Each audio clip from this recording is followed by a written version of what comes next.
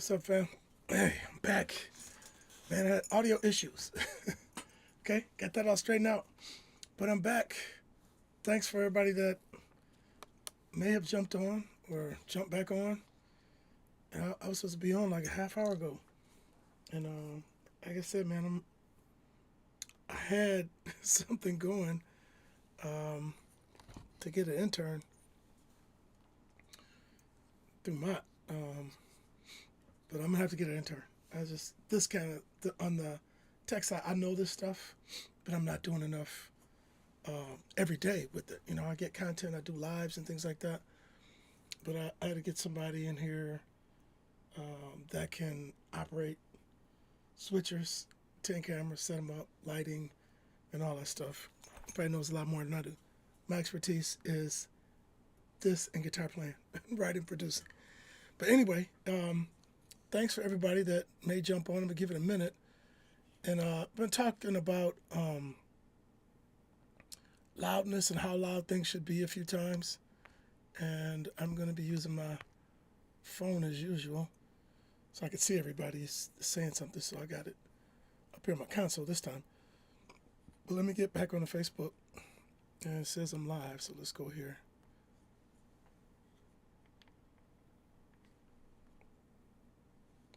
Cool.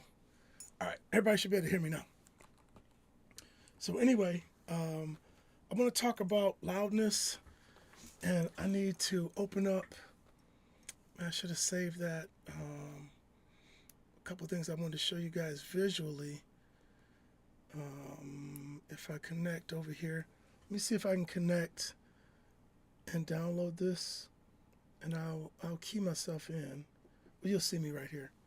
Let me see if I can work on this other computer without getting disconnected from you guys.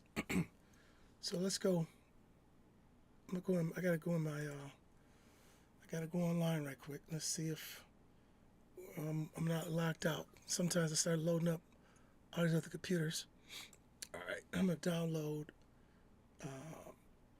some photos. I'm gonna show you on my other screen while we're doing this tonight. Some things about loudness that I think will be a help. Um, some of us don't understand. If you never had to deal with this, you definitely probably don't understand what it's going to be about. There's one chart I'm missing. Let me go back. Um, there's a chart that I thought I sent to myself. Let me see if I can get it while we're talking. But anyway, I'm going to talk about your hearing and doing this music thing too. So you guys can be safe, listening to your stuff. So let's go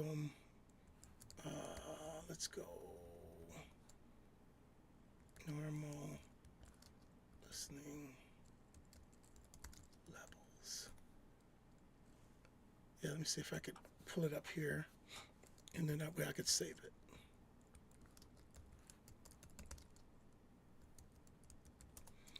Let's see if I pull up the one I was looking for. DV levels typically listen. This ain't the one I was looking for.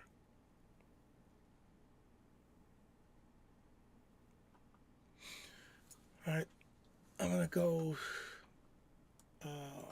listening. Let's do it like this. I forgot the one I was looking for. I saved it on my other computer. I thought I'd emailed it to myself. All right, here are a couple of them. I'm close.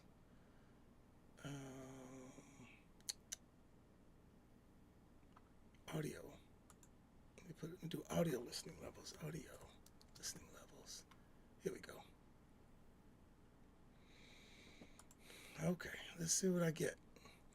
Because there was a nice chart that was with the other one. I don't want to give you guys a bunch of jargon.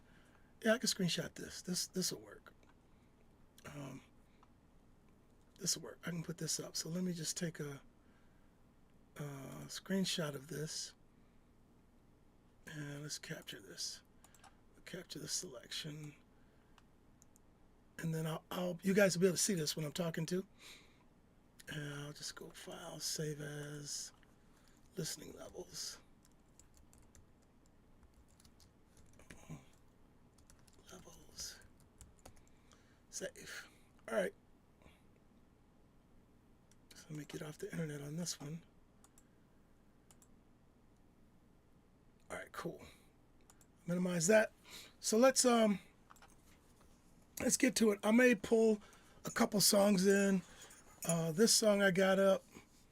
Two of them I have up haven't been released. I'm gonna show you some levels, and I could pull another song in. Matter of fact, while I'm doing that, let me look for reference mixes. Let me do this reference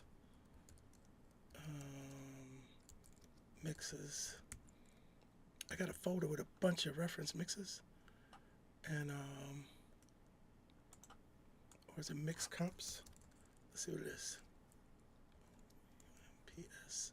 Yeah, here it is. AAA mix comps. You open this.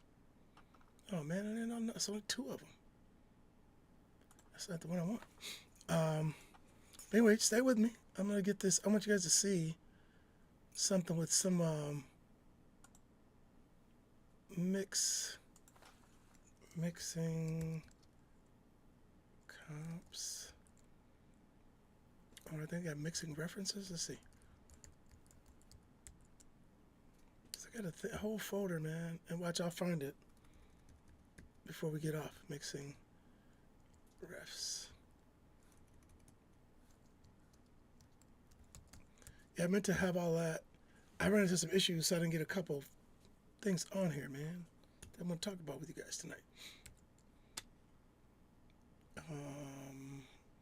Let's go. Mastering references.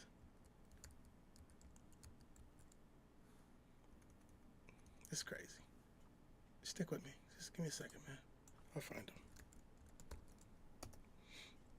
Let's just go mixing. Mixing.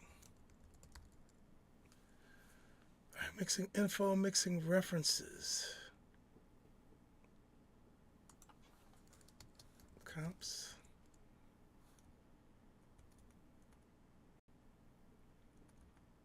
What's up, Will? What up, fam? Thanks for jumping on, man. I'm going to talk about some level stuff. I was trying to find a folder that I have with a bunch of my reference mixes, man. It's on my mastering thing. I can't open that while I'm doing this. Anyway, I'll find something and pull in here. Let me get this back up. All right, so I'm going to show you a couple things. I want to talk about loudness that people, not just people, that we don't pay enough attention to sometimes. And as a matter of fact, I'm going to pull, it's going to be the easiest way. I'm going to pull some sessions in here. Let's go. I'm going to import some audio. I'll put import audio. This will be the easiest way for me to do this. Let me go to my mix drive, and I'm going to pull in some tracks. Oh, I know what this is going to be. Yeah, here we go. Let me go back to Randy. My stuff is in this folder I got. Reference tracks. There you go. So I'm going to pull in a bunch of these that I use when I'm mixing. So let me get them.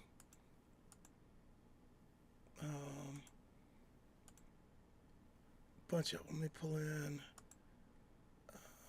all of these that I use. Pull in that. This one. Pull in that. Pull in this. Yeah, I got them right here, man. It's one AAA references.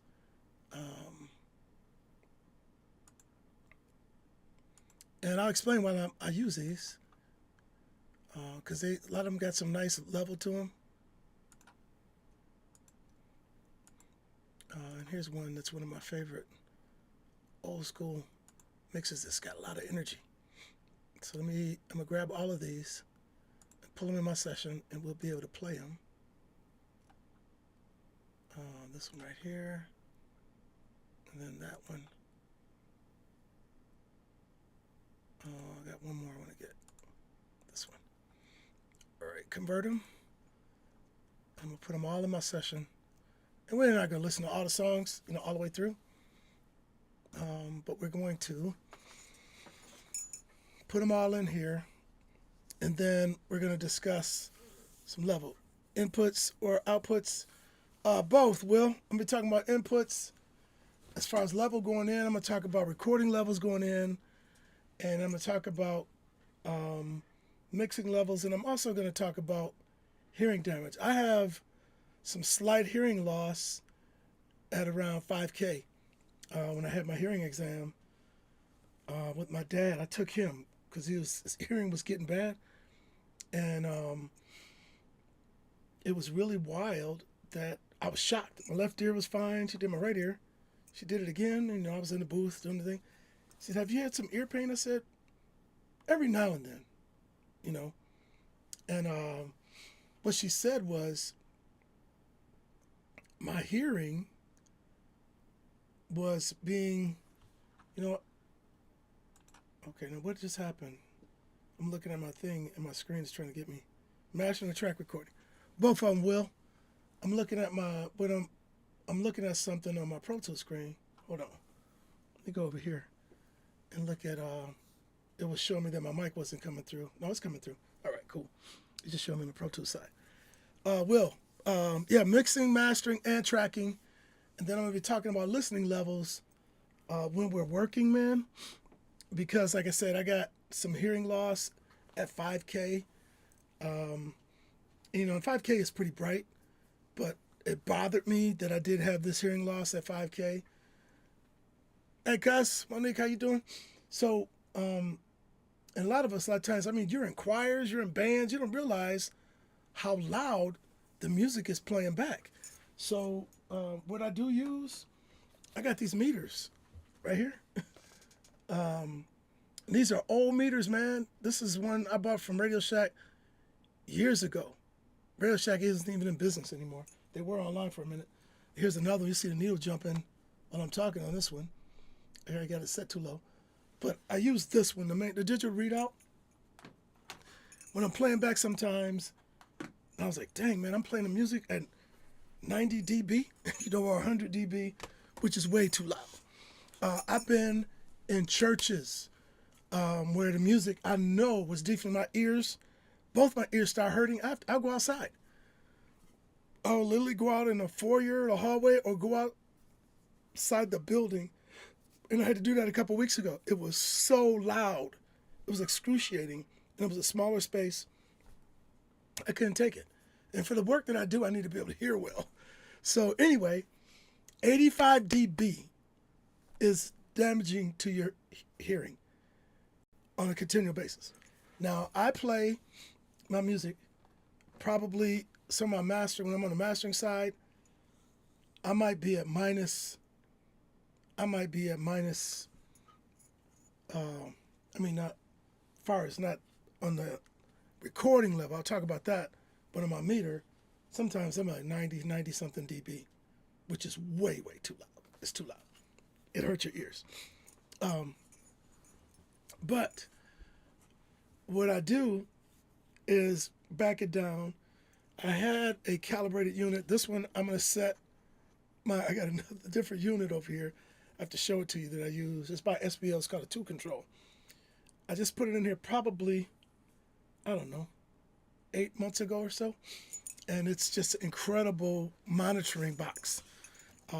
Better than the other stuff I was using. I actually have this thing is a DAC1 by Benchmark. It's a nice thing, but what I did was I'm going out of that because it's so clean into this SBO control. That's where I monitor out of, and that actually helped my mixes. I heard a little more clarity on my analog side because I'm going AES into that, and then the audio comes into this SPO box, which I can show you guys that later. But anyway, what I'm going to do, I'm waiting on these songs to be input. I put like 12 songs. When I get into Pro Tools, I'll jump over and show you what I'm going to discuss. But let me talk about loudness level for your health. But you shouldn't be listening to over 85 dB. And you know what? On my cell phone, I have a level meter that I use when I might go to help people set up their studios or for isolation purposes to see if there's enough isolation from room to room. There's a certain level of dBs that you should have going in and out of the studio, like from here to my vocal booth. When the music is playing at around 80 dB, you should have a 40 dB or lower noise reduction going into that other room, and I had way more than that. I took a vacuum, stuck, and the vacuum was running like, okay, I'm ready for my other side. Hold on. I think I can hit enter here, and it might do it. Let's see if I hit enter. New track. Yep, put it at 1. There we go. Got them on my console. All right, now I got all these tracks. All right, and I can call them out to you. So I'm going to jump back over to Pro Tools. I'm going to key myself in, and we're going to go over to my other machine, and then I'm going to get you a different view. All right, let's go to Mac Pro, View, and what you're going to be able to see is me when I go here and there. All right. So those are sessions, some records I pull in that I use as references. I don't stick them in my session. I have a program called something AB, but I put all of them in there. Then I can just click on them and compare them to my mixes. So let's look at a couple things. We talked about noise levels, right? So you can see this if you're on with me. These are noise levels, and these are levels that are normal. Like if you look at sounds at or 70 dB or below, background music or average office noise, landscaping equipment, like that's when you're inside, 75 dB, 85 dB, like city traffic from inside a car, noisy restaurant. And you know what? I can't stand like noise.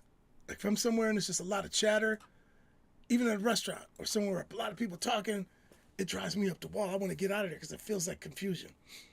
But if you look at this level, 85 dB, I think it's like over 30 minutes, man, or 10. You start to get hearing damage. Hair dryer, which you guys know as food, DJ, school, dance, 95 to 100 dB, approaching subway train, car horn. So it's talking about these levels. And then I got another one that I downloaded. Let me go into my, I think it should be in my download folder. Let's go. Downloads. I think it's in my download folder. Let's go date. Nope. I just downloaded it. Where'd I put it? It's not on my desktop. Let me see if it's on my desktop, though. It might be. I had another one. Oh, let me check my email right quick. Let me see if it came in. Let's check an email. Let's check an email. Let's go in here. Let's check an email right quick. Let's check an email. I'll get back to here, and I'm going to check my email. Loudness chart. Screenshot. Yeah, here it is right here. So let me download this. And I'll show you this right here. And we'll get to it. All right, let me close my email because I don't want to. All right, let's get back to this. All right, see the loudness chart.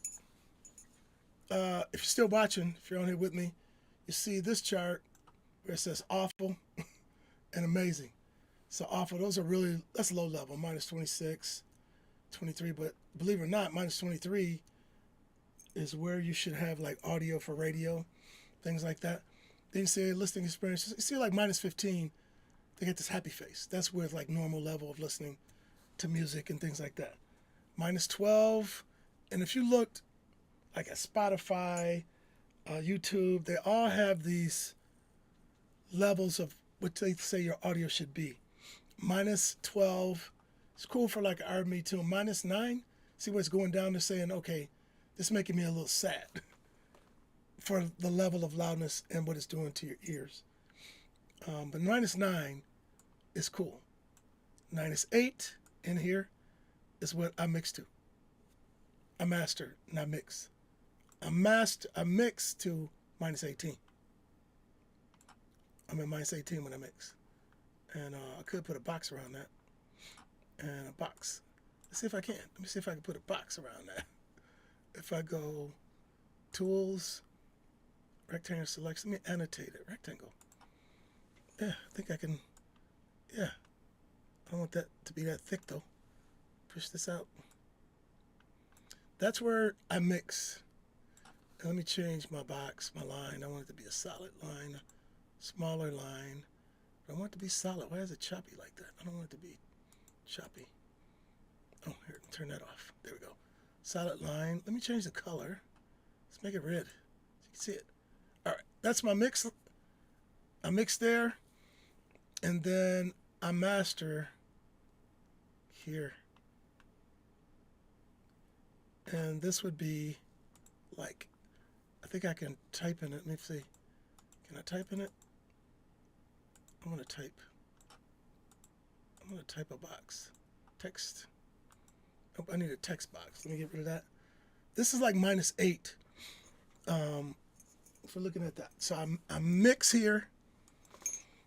All right, and let's put some lettering on there, man. I know I can do it.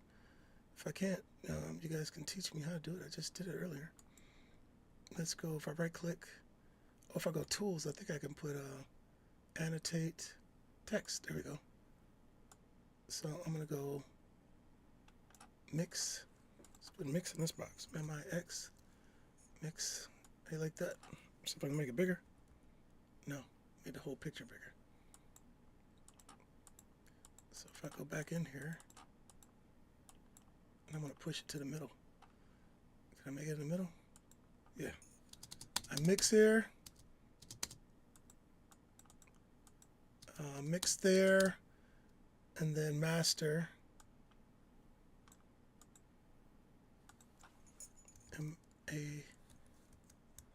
MASTER at -8 dB. Let's see, dB RMS. All right, mix. Get back. I'll put -18. Just mix at -18 dB RMS. All right, let me make this box bigger so you can see it. And I'm giving you guys these nuggets, man, because it's going to help you. It's going to help. Because if it's at -18 dB RMS, you set your peak to that. It's easy for any mastering guy to take, even in your mix level and all that. And I talked about this the other day. That's what I was saying. Get your target, which is your kick drum, your bass drum, at -18. You get that at -18, then you can, everything when you're mixing, your mix bus, I'm telling you, is going to end up at -18. And see how far -18 all the way to -8 that I'm saying to mix at? Can I get an 8 in there? Yeah, let's see if I can get a -8 in there. Let's try this. Let's go -8.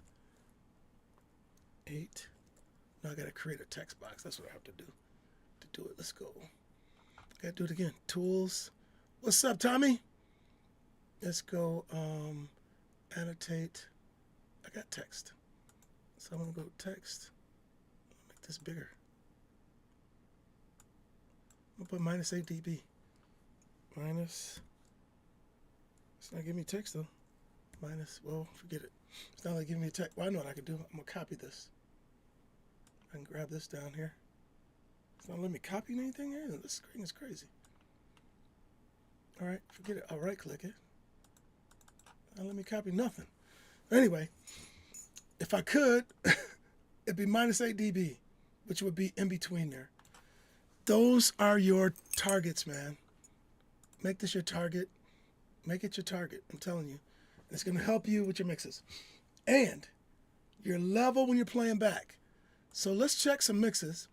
I'm going to show you something that I just did. Let me pull up. I use Isotope RX, and I'm in the mix side. And this is RX7. It does the same thing, but let me pull up the whole file. Oh, here it is. So you guys can see this. All right, this is a mix of a record that I did. Okay. And this one right here says -7.5, but it's not -7.5. I got to change the title. I'll pull it in here. I want you guys to see something at this level that I did this record. And this is what I'm saying. Sounds like you're talking about something I need to hear. Okay. Yeah, man. You need this. This is going to help you, Tommy. I'll put you on Look at this level. So I want you to look at this right here. Integrated loudness, and this is your standard level. The record, okay, this record is at minus 7.6 LUFS. That's pretty loud. Okay, and if you look at the possible clips, I got 6 clips. I got 12 clips on the right side. You don't hear those in the audio. I have a detector, and there's a detector in Fab Filter Pro L2, which I use as my finalizing limiter when I'm mastering. And I do mixes, rough mixes, use that too. But that's the level I end up, the integrated loudness is the average loudness over the whole song. But here's some momentary loud. Minus 4.3 is super loud. Minus 5.3 super loud. All right, and then my clips, that concerns me, But the total RMS, they're saying it's like minus 6.49, which means this is a loud master. Okay, so if you look at that, now that is a rap song. I just did this as a test. You'll see. This is a test. This song right here, Amaze Test. I want you to look at this loudness. This is an R&B style pop tune. Minus 6.6. Momentary loudness, minus 2.7. That's loud, bro. And minus 6.6. And I want you to look at my clips. 0. 0 clipping. There's no distortion in this song. And it's that loud. I found out the key, y'all. And I can't walk you through it right here. It's a lot. And me and Bernard, sincerely, I did a big post on Marty Embry's post today. He did a story about Bernard. And maybe it was today or yesterday I saw that. It was yesterday. And, or it might have been this morning, but I made a big comment on my relationship with Bernard. And this was something that Bernard and I together were not challenging each other, but trying to figure out how some of these big records were so loud and clean. And I got some of the sauce now. And I'm going to tell you, I'm going to let y'all on. See, everybody, they dog in the box. They're like, oh, man, you don't need that gear. But I'm going to tell you, I'm going to show you on my screen why I'm hitting this stuff. So I'm going to go left rack right quick.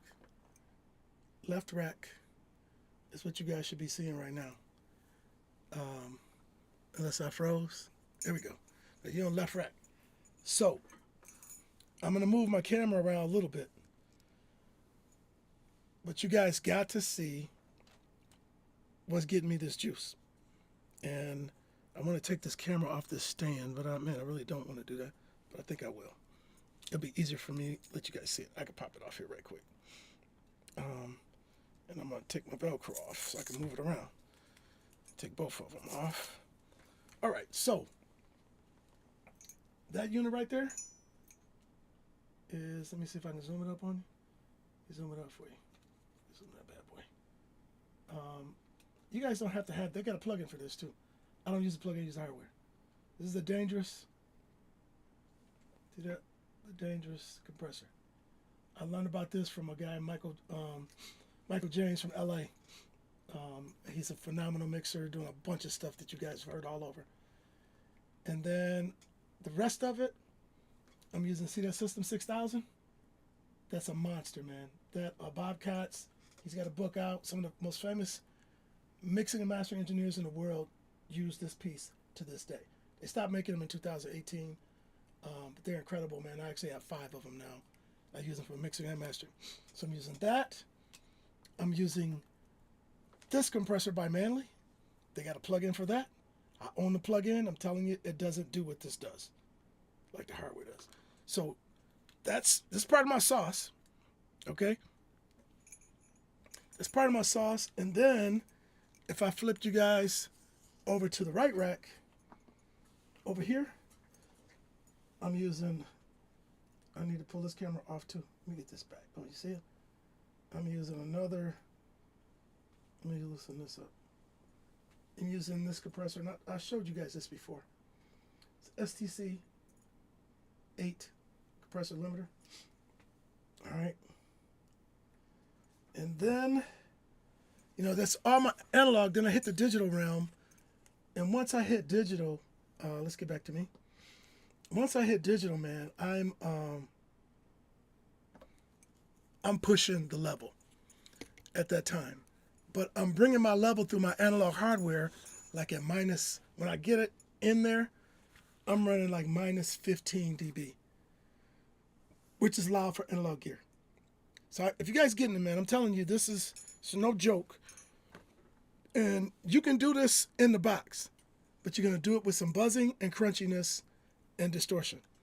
You can do it in the box. I'm going to tell you right now, you can get it louder, and what you'll hear is clipping, distortion, and everything.